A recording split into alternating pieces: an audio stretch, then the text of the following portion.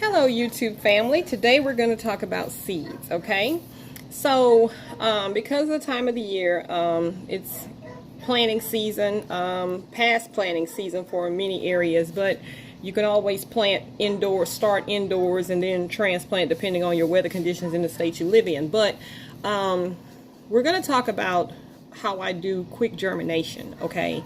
And I'm going to say there are two types of seeds that I deal with. Heirloom seeds, which are also known as harvest seeds. These are seeds that have been around for 50 years or more. You know, these are seeds that farmers used to share, okay, and they would produce a plant, and then you could harvest the seeds and then use them as a continuance, okay, to continue instead of buying marketed seeds, okay.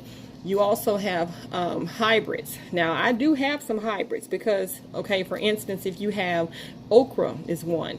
They'll take hairy okra, you know, okra with itch, remember? So they'll take the plant and let it cross-pollinate. Oh, and that's another thing with heirloom seeds, they self-pollinate. With hybrid seeds, you can either pollinate them or they also have self-pollination. So they can take two plants, and I think I've done it before with my roses unknowingly years back, and I didn't really get deep into it, but you can take a plant, prune it, make sure you have like 3 or 4 inches on the plant, maybe 5, and splice it, time together, okay, and then dip it in wax, and then let that, and when I say splice it, you rip up the roots. You could put some some root stimulator on it, either the gel, the powder, or the liquid, tied together, and boom, wait to see what happens. Okay, so we're going to talk about the seeds and the way that I self germinate. But let's first talk about some of the seeds. Okay, I have this year I started a toothache plant, and toothache plant can be used. It's a medicinal.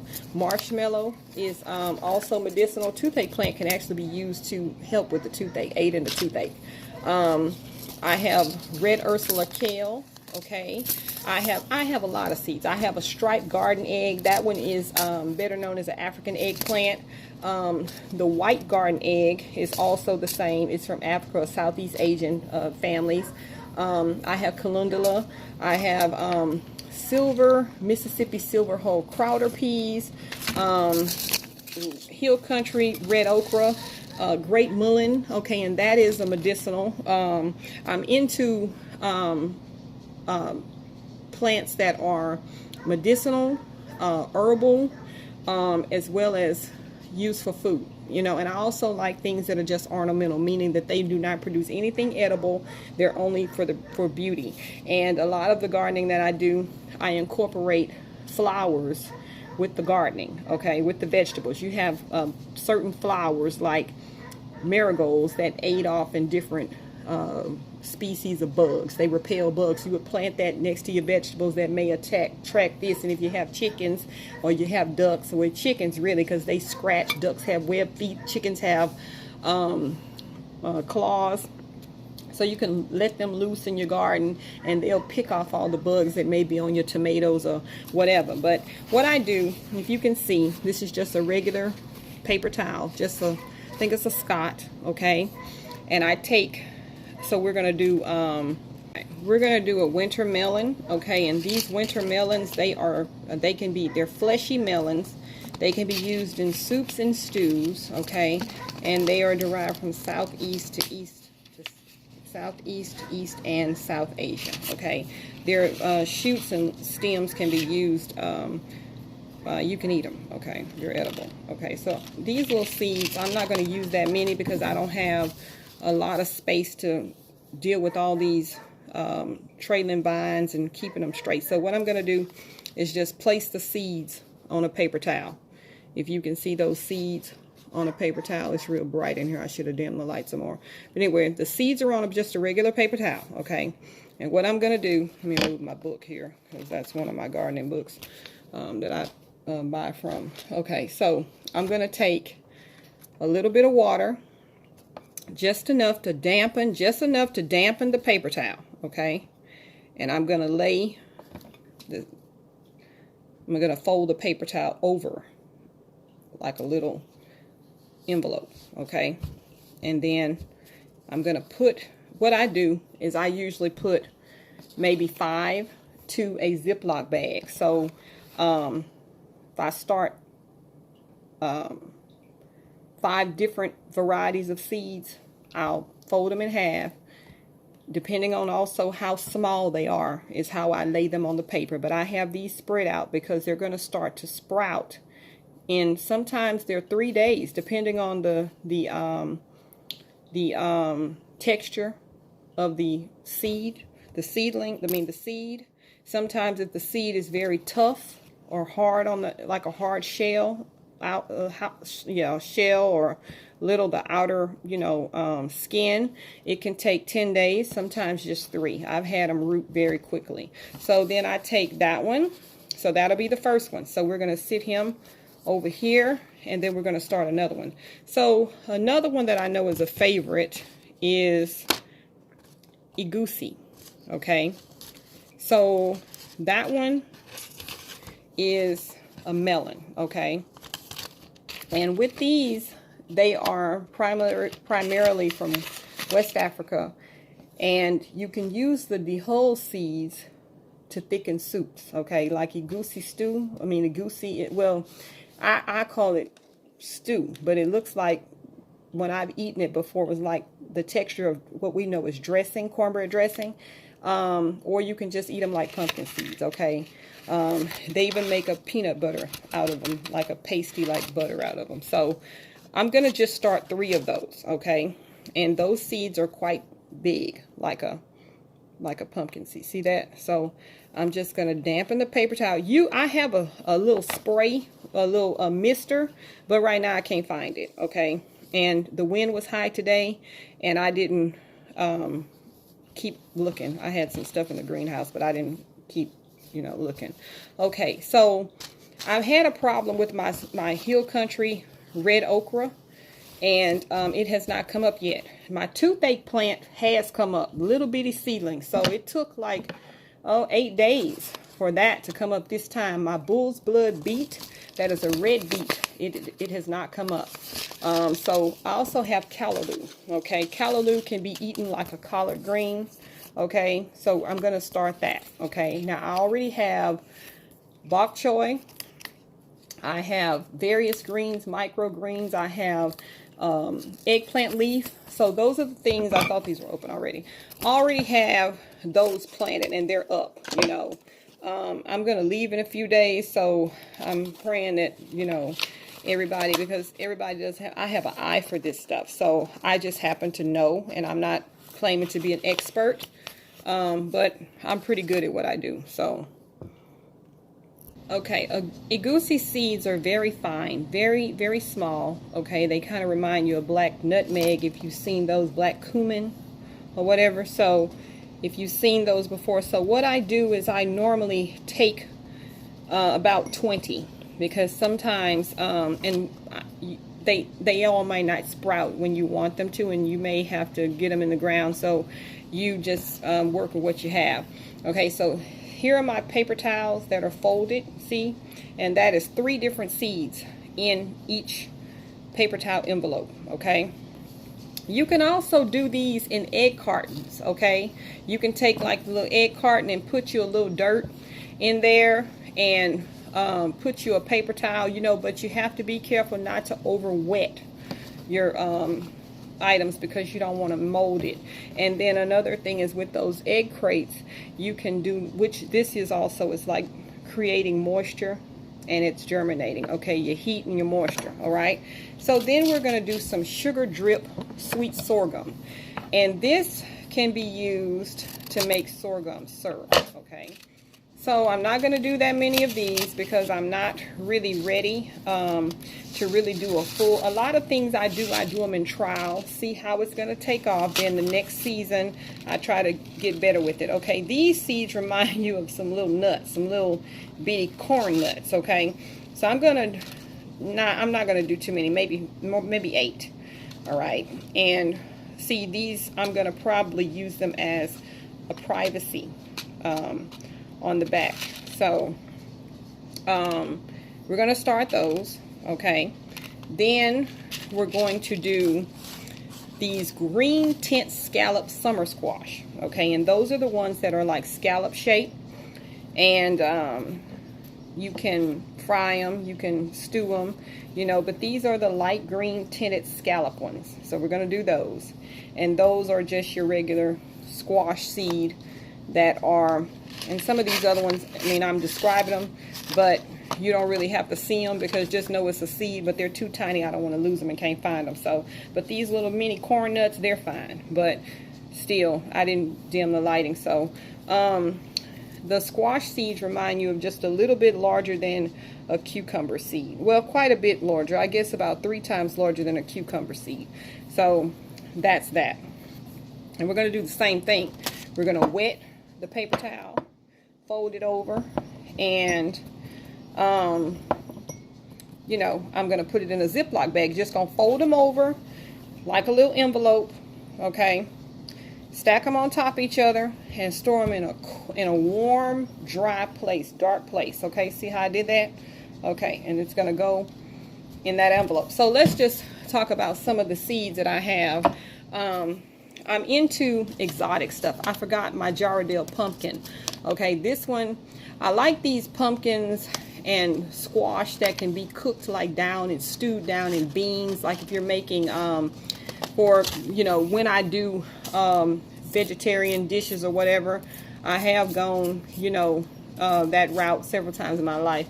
You can take pumpkin, stew it in onions, variety of peppers, serve it over rice, whatever.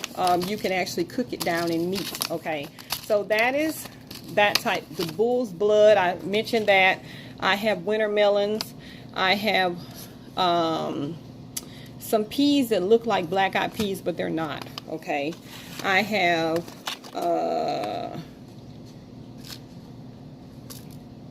this Buena Mulata pepper. It's a beautiful pepper, okay? It's red, green, and purple, and orange. Different colors distribute different heat, but I'm having a problem with getting them to germinate. So I don't know what's with that. I have, like I said, the red Ursula kale. I have, we'll talk about the medicinal ones later, but I do have a lot of medicinals. Speckled Roman tomato, okay? I have the green tomato. I have cucamelon, the white queen tomato. It's a beautiful white tomato. I have ashwagandha, that's medicinal. Another type of arugula, I have Navajo Hopi tea. I have cosmary, both of those are medicinal. I have greater burdock, yarrow, all those are medicinal. I have Cape gooseberries, those are like a tart little cherry thing. I have rampion, that is an annual vegetable, okay? It's a plant. You can eat the leaves and the roots, okay? I have true dandelion, okay? These are some little bitty seeds, okay? Birds have pollinated a lot of my dandelion. It's growing everywhere, and if you don't know, my mom will think it's a weed, okay? When she visits here to help, you know, when I'm gone, she will kill it, and I had to tell her, hold up now, that's my dandelion. Okay, this one is, I had to think about, this one is Tulsi Kapoor. I guess don't be, you know, aggravated with my pronunciation of some of it, but I'm into a lot of rare stuff. So, this one is herbal, okay? It's known as holy basil, okay? And so we'll talk about that at another time. But I also have Texas star hibiscus seeds. They're beautiful. These endure the harshest weather. And I have one, and I've transplanted it. You can clip it and stick it somewhere else and dig out the root the next year, and it will produce. And I have sorrel. So sorrel is what is also known as hibiscus tea, okay? I have that. But you know, hibiscus that are ornamental, the flower that's pretty, is a different flower than produces for the tea. Okay, still the same family in retrospect, but the bloom is different, and the little red pod is what you want to take off at the peak of its growing, and dry it, and then you boil it for the tea. Okay, I also have where I saved seeds as well. So some years ago, and y'all might think, what is this woman doing? But years ago, if you can see that, that's blue corn. I was growing blue corn because I was going to dry it and make my own corn tortillas. So this I could actually drop, just like if you go to the store and you buy some corn, some feed corn. Sometimes, a lot of times, that corn will sprout. Your bird feed and all that stuff, it will sprout.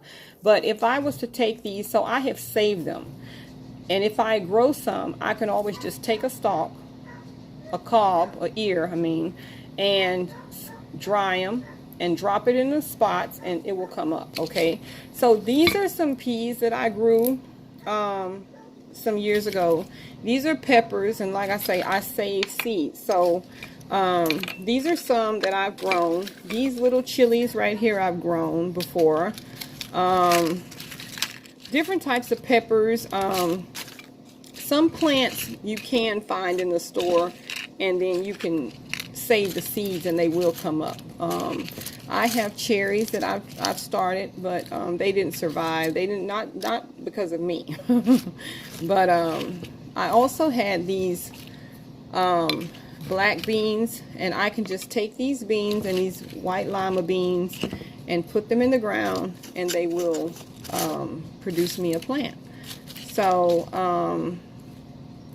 later on we'll talk about onions and garlic and how you can save yourself some money, and you know, just the fascination of growing things. I guess, you know, it's just a fascination of mine that I can do it, and so many things that are beneficial. So but yeah, we'll cover some of these seeds later in great detail when I talk about some of the medicinal ones and how you can make tinctures and stuff like that. All right. And what I'm going to do is, in a couple of days, I'm going to show you the results of my germination, paper towel germination. And then I will do a video on the garden area that I've started with some of the plants that are already coming up. And these are the sorrel seeds right here. This is what they look like.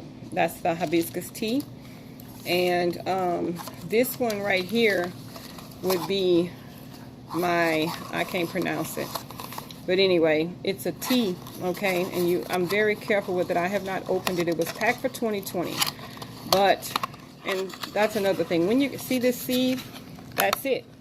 It's like just feathery type seeds. So you got to be careful with that, because it will blow in the wind and you'll have it everywhere. I had quinoa growing one time, but I wasn't able to keep it going. So, but we will revisit this in the next couple of days, and we'll also do another video on them in a little more detail, and I'll kind of narrow down and say, okay, we'll work with X amount today, and then we'll do different ones, and I'll just focus on the ones that are most common that people would be interested in, unless somebody says, hey, well, what about this or what about that you spoke of. But yeah.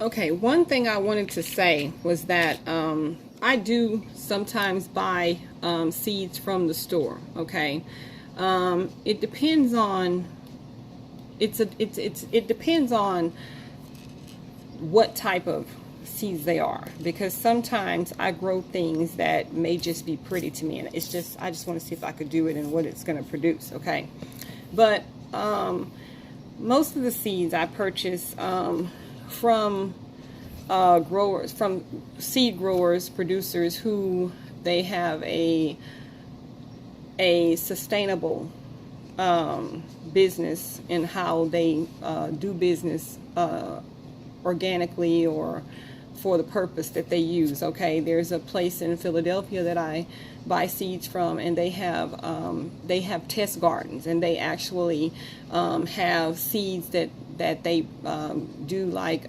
community gardens. So I like that, and they help with the community, and they're pulling seeds. That's how come I have so many rare ones from other countries, because they have networked with people from those particular countries who may reside in the U.S. now, and they have brought their culture here. So I like that.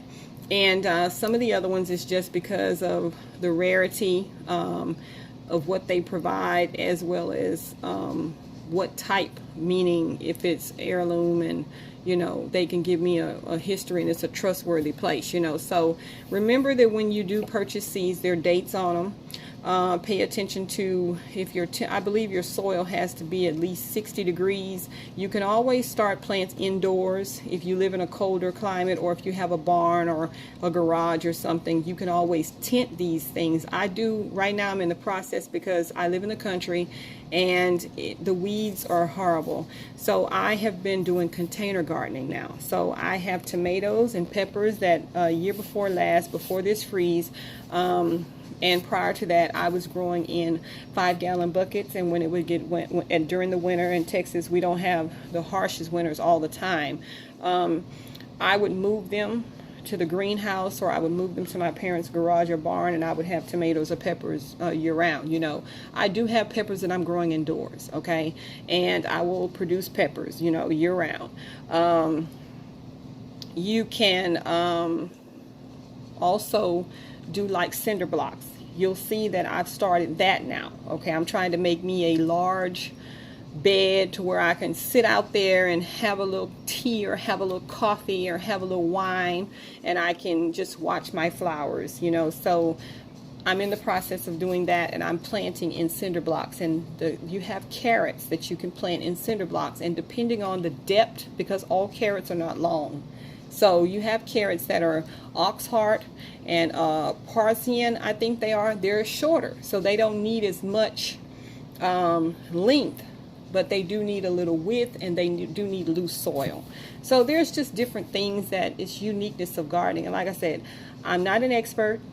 I just have great return when it comes to a lot of this stuff. And when I was home more often, when I was pulling crude oil, I had a wonderful garden, and I was able to keep the weeds out and all kinds of stuff. So it can be done, and it doesn't have to always be perfect. Mine is a work in progress. It's like I move this, I change that, I come up with this idea, I come up with that idea. So you start where you can, and you can use your flower beds. You can use flower beds to grow blueberries.